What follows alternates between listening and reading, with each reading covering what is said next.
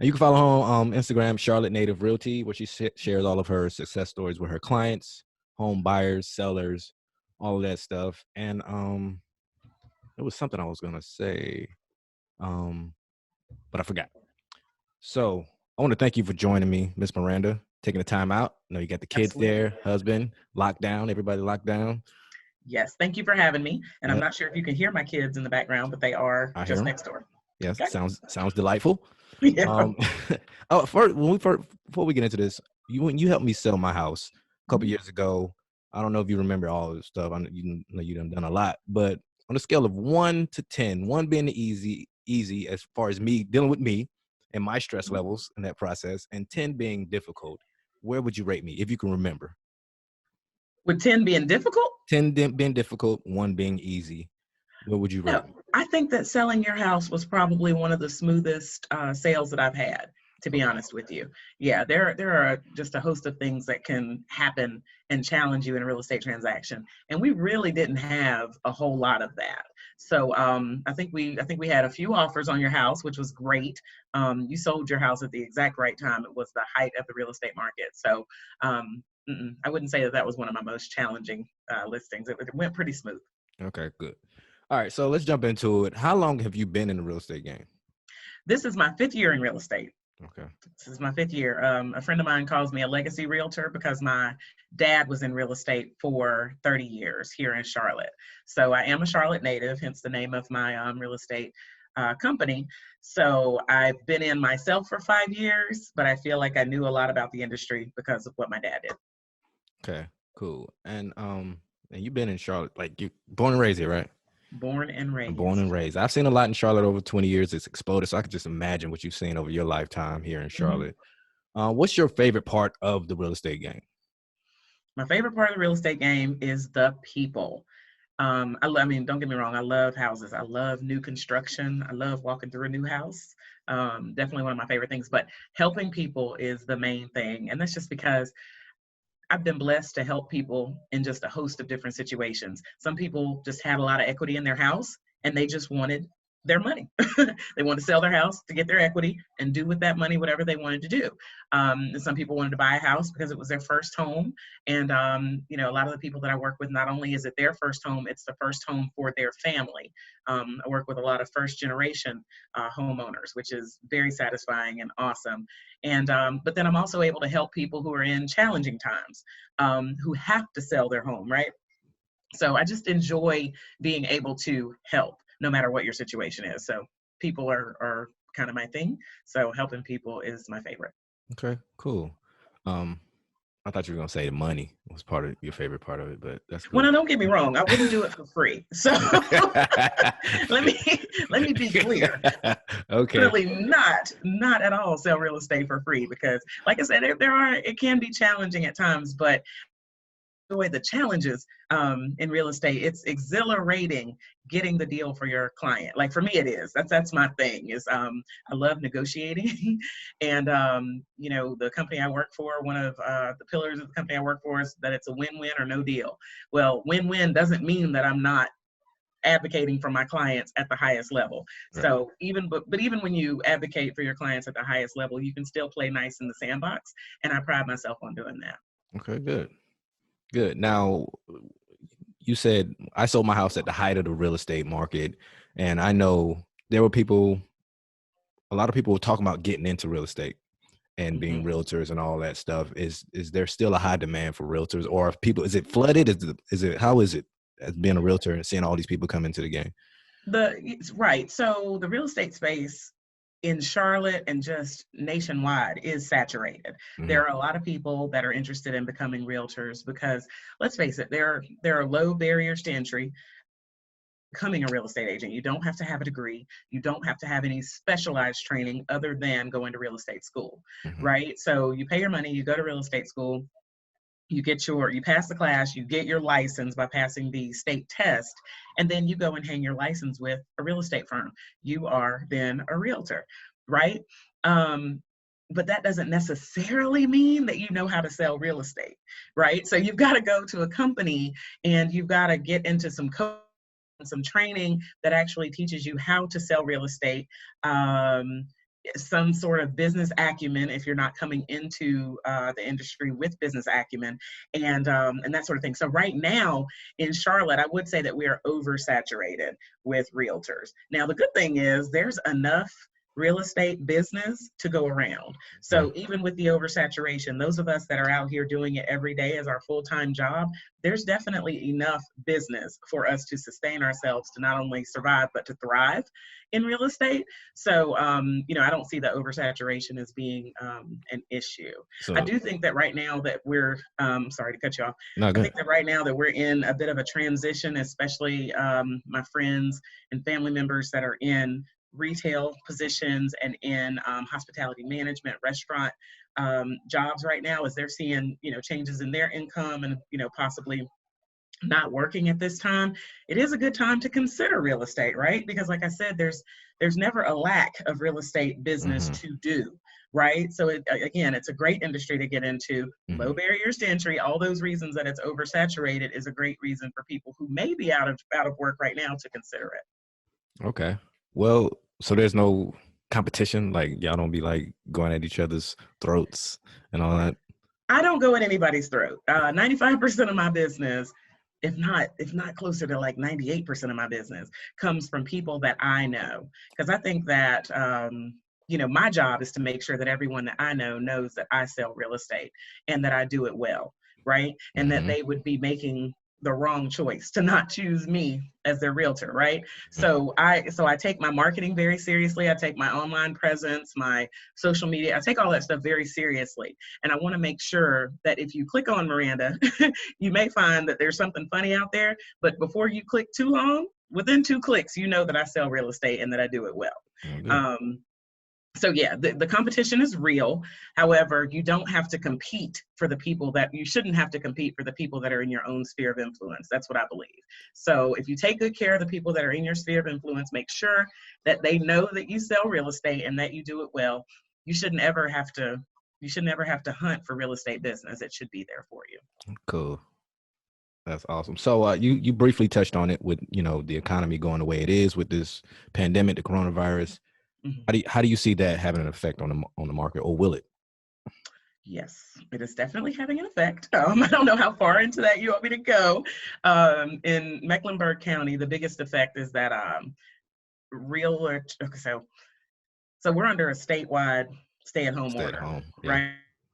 Before the statewide order, Mecklenburg County, which is where I live, they issued their own order, which had different stipulations for different industries. Okay. So if you were in real estate, and again, tell me if I'm getting way too far into this. No, go ahead. So if you were in real estate, like the brokerage business, like I am, then it was pretty much like you cannot go into someone else's house. You can't show homes and that sort of thing. Luckily, they pulled that back a little bit, but even now we can still only show vacant homes. Okay. So unless a home is under contract, we can't set foot in an occupied residence. Well, that definitely changed the industry because real estate has always been a belly to belly, face to face type of industry. Now we've pretty much gone, I would say 90% virtual. I'm doing virtual buyer consultations, which for the life of me, I don't know why I didn't always do that. It is so much more efficient. So I'm doing the virtual buyer consultations. However, before this began, I wouldn't have even considered a virtual listing presentation. I just assumed I needed to be in your house in order to list your house. Well, what I've found is that is not true. Now that we've got Zoom and some of the other platforms, I don't have to be in your house. And, quite frankly, as a homeowner, I don't know why we've always been okay with letting people in our houses. Like, this is actually a pretty okay way to do business, and it's safe, it's sterile, and it's working well. So that's the number one change that's happened, is that real estate has gone from an in-person business to mainly a virtual business. And the realtors like myself who are willing to embrace that change and even carry that change forward, even once they take the reins off of us, I think we're the ones that are going to thrive because this is a new day and it's a new era. Now, economically, what has happened is that the people that were interested in selling and the people that were interested in buying a home have kind of stepped back because they are afraid of what's going on, whether it's an interruption in their income, whether it's what's going to happen to the stock market, what's going to happen to the value of my home. People have stepped back. The people who have stepped up are the motivated, the people who have to buy a home because they want their children in a specific school district and they're not in a position to rent, maybe because of the makeup of their family. And renting becomes more and more expensive the more people you have in your home and the more people you need to accommodate. So those people have to buy, and then there are people who have to sell, the motivated to sell. If you were planning to move out of the state of North Carolina, you're probably still planning to do that. If you've got to move back home to take care of elderly parents, you still need to do that. Or again, if you're moving because of the school district, you still need to do that. So for me, a lot of the people I did business with before were just interested in real estate. They were interested in buying, interested in selling. I still have those people in my pipeline. However, the people that have kind of risen to the top are the people that are motivated to do business. So do you think it'll become more of a buyer's or seller's market in the next few months? So Charlotte's been in a strong seller's market for probably the past 7 to 8 years. I think that we're still in a very strong seller's market. We still don't have a lot of inventory on the market to sell. And part of that, again, is because people have gotten a little scared and they're scared to list their home right now. Some people. So we still have a shortage of homes as it stands. I think that the impact of coronavirus is going to be that when the stay-at-home order is lifted or relaxed in Mecklenburg County and across the state, we're going to see an influx of listings. We're going to see people who were waiting for this to pass. They will all list their homes at the same time, probably around the 1st of May is what we're thinking. And honestly, I'm telling people that are interested in selling right now and motivated to sell, you need to get your house on the market before the beginning of May, because at that point, I think that we could possibly see a more balanced market than what we've had. A balanced market meaning the same number of homes listed as there are buyers to buy them. And the impact that that's going to have on home values is that before you could kind of write your own ticket. When you listed your house, we could, in that neighborhood, we could just kind of write our ticket for what we wanted people to pay for the house, and they gladly paid it. What that means going forward is that we are going to start to see that people are going to lose a little bit of equity in their home. The question is, how much is it going to be? And how fast is it going to happen? So I definitely don't think it's 2008 coming again. We're not going to see a whole bunch of foreclosures and short sales, because I think people do have equity in their homes. So it would be silly and foolish not to just sell the home instead of giving it to the bank. Right. However, I do think that it'll have an impact. We just don't know the dollar amount. So what I'm telling people is, what we know is that the market is not going up from here. So best case scenario, it stays where it is. Right. But worst case scenario, we're probably headed into a little bit of a slip from where we are. Okay, that makes sense. And then another thing to that is we don't know how long it's gonna last. Like exactly. So what do you like better, selling or buying? As far as representing sellers or buyers? Yeah. Sellers. I think that yes.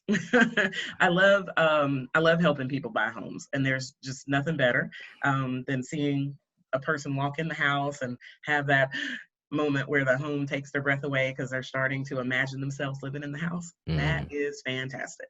Love it. However, what I love more than anything is my sign in front of the house. that makes me happy. Give me one quick second. It is not the Rona, but the allergies are going to make me cough. Hold on one second. No, go ahead. Do your thing. Disclaimers, not the Rona. Sorry. Not the Rona. I've had allergies all my life. All right. Since you talk about selling, what do people, if somebody's looking to sell the house, what do they need to have in place before they even come and contact you? So if someone's ready to sell their home, then what's best is if they can go ahead and grab their last mortgage statement that should have how much they have left to pay on the mortgage. So basically the payoff amount. If they still have their, any tax records that they have as far as like taxes that have been paid, HOA bylaws, if they have a copy of that, if they're in a neighborhood that has an HOA, HOA amount that they're paying, that sort of thing. Definitely need to secure an extra key so that people can access the home. And that's about it. If they, because I'm gonna pull information myself. Like, I'm going to pull your deed to see who's on the deed and all that kind of stuff. So I'll be doing my own research there. And then also, the other thing that's necessary for sellers, and I think this catches people by surprise, in North Carolina, if you are legally married, doesn't matter how long you've been separated from your spouse. If you're legally married, then your spouse has to sign in order for you to sell your home. So for my people who were married at one time and are no longer married, I also ask them to have a copy of their divorce decree, just in case, because sometimes things aren't recorded properly, and attorneys ask you for those documents to prove that you are indeed divorced. So even if they have the documents, they still both have to sign off on the selling of that? No, if you're divorced, then you do not. Okay. You do not. However, there are a lot who have been separated for a long time, almost forgot you were married, but the courthouse didn't forget you were married. So what happens during the title search is that they search every iteration of your name. They search, all marriage records, divorce records, death records, judgment records. They search everything to make sure that you are who you say you are, and that you do have a legal right to sell the home. So if you have been separated for 20 years and don't even know where your spouse is, you would have to find them so that they could sign off to sell your house. And again, I don't know, because I don't know any other laws other than South Carolina, but I don't know how it is in other states, but I've definitely had people from other states tell me that is crazy and that it doesn't work that way. Do you run into that like often? Yes. Wow. Yes. And a lot of times, I run into it not so much with someone selling their own home, but it's usually someone selling like an estate, like their deceased parent's home. And then maybe there are multiple heirs, like that parent had 3 children, and you've got, 2 of the kids are married and 1 kid is married, but the husband is in, somewhere else incarcerated or whatever. It's just, I've seen it all. Wow. I really think I've seen it all. But at the end of the day, everybody has to sign, and there's no exception for that. Wow. Okay. So let's look at it on the other side. What do buyers need to have in place before they come to you? A pre-approval would be great. No, but seriously, that's probably the most important thing that a buyer can do, is to go ahead and certainly reach out. You can reach out to me first, especially if you need to be pointed in the right direction. A recommendation, exactly, for a lender, then I can certainly do that. It's very hard to move forward in the home buying process without a pre-approval. So it is truly the first step. So once you have that, then we're ready to talk about exactly what kind of house you're looking for. Why do you want to buy the house? Is it schools? Is it, what's the motivation for you? But yeah, that pre-approval is the main thing. And then the other thing is money. Right? It seems kind of, it seems like that should be a well-known factor, but it really isn't.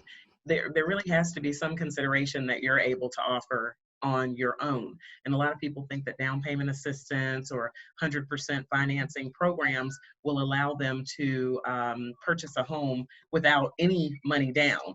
And the reality is, as I put my phone on vibrate, the reality is that there's money that's due on a house, on a contract, at the time that you make the offer, okay? So in North Carolina, there's money that's due, right? So you've got due diligence fee, you've got earnest money. And those monies aren't financed into your loan. Those are monies that you actually pay up front to go under contract on a home. So I do tell people, depending on your price point, you want to have about 1%, at least about 1% of whatever your price point is. You want to have that saved and put aside for the transaction. Okay. All right. So what catches most buyers off guard? What are they shocked at when they see or when they hear about? Yeah, I think that that's a loaded question. In North Carolina, they're most shocked by the due diligence fee. And the due diligence fee is the money that you actually, as a buyer, it's the money that you put down on the contract as a deposit to the seller, so that you can do your due diligence on the house. Basically, Mr. Seller, take your house off the market while we're under contract so that I can do my due diligence of inspections, appraisals, and all the things that I need to do to ensure that this is a good investment for me. The part part that shocks buyers is that money that is given to the seller up front is non-refundable. So it's a deposit. If you close, then it's a deposit and you get it back at closing. If you don't, then that's the seller's liquidated damages for the time they took their house off the market. So I usually have to spend a fair amount of time explaining that to buyers, because that's a North Carolina thing. And, honestly, it protects the sellers. Yeah. Yeah. So, I knew a girl who maybe a year ago, she got pre-approved for a house. Her loan amount she told me was like $260,000. She got approved for that. Now, if somebody comes to you and say they got approved for this amount, what do you recommend they stay in that range? What range do you recommend they stay in? Like, if they got approved for this certain amount, should they go and get that amount? Like, should that be where they look for? Well, see, and so that's what I talk about in my buyer consultation, right? So it's very important that we know what your budget is. The next step is exactly what are you looking for? Okay, because if we take that 260 and let's make it 360. Let's say your budget is 360 or 400,000, but all you're looking for is a 3-bedroom, 2-bath house. Well, you don't have to spend $400,000 for a 3-bed, 2-bath house with a 2-car garage. You can probably find that for $260. You could probably find that, depending on what side of town you want to live on, for much less than that. So a lot of times people hear their pre-approval amount and they go straight to that and want to work down from that. What I implore buyers to do is let's define what you're looking for and work up from there. Okay, because it makes a lot more sense honestly, if all you're looking for is 3 beds, 2 baths, 2.5 baths, let's go ahead and find that house at 250, 275 versus taking you all the way up to 400. If you're not looking for a 5 to 6 bedroom house, then, let's get exactly what you're looking for versus starting at 400 and working our way down. Makes sense. Again, a hard conversation have sometimes once people see what the highest and best is, because I think it's just in our nature to want to go, to the highest and best. Yeah, that makes sense. I know I wouldn't want to overextend myself by trying to do something I can't, going to get what you need, what you want. It's always a better plan. Miss Miranda, I want to thank you for joining me, taking the time out your busy weekend, family and virtual consultations that sounds convenient. Like, to me, it is. Time, it's the money. best, and you can get more in. That's the thing. It's like if you're doing physical meetings where you're actually having to go and see people, then there's only a certain amount that you can get done. If I can do all my consultations sitting right here, then I can kind of knock them out back to back. That's what's up. So what's the best way for somebody to get in contact with you? The best way to get in contact with me is to call me. You can call or text me at 704-408-8171, or you can email me at Miranda Solomon, and it's SOLOMON @kw.com. I do have a website, charlottenativerealty.com. And then again, on Instagram, I am Charlotte_native_realty. And on Facebook, I'm Miranda Acree Solomon. So yeah, any of those channels, I monitor them all. So I'd love to talk to you. Okay, cool. I want to thank you for joining us. And hopefully in the next year I'll be looking to buy my house. So hopefully you can help me out with that. Absolutely. Miss Miranda, thank you again.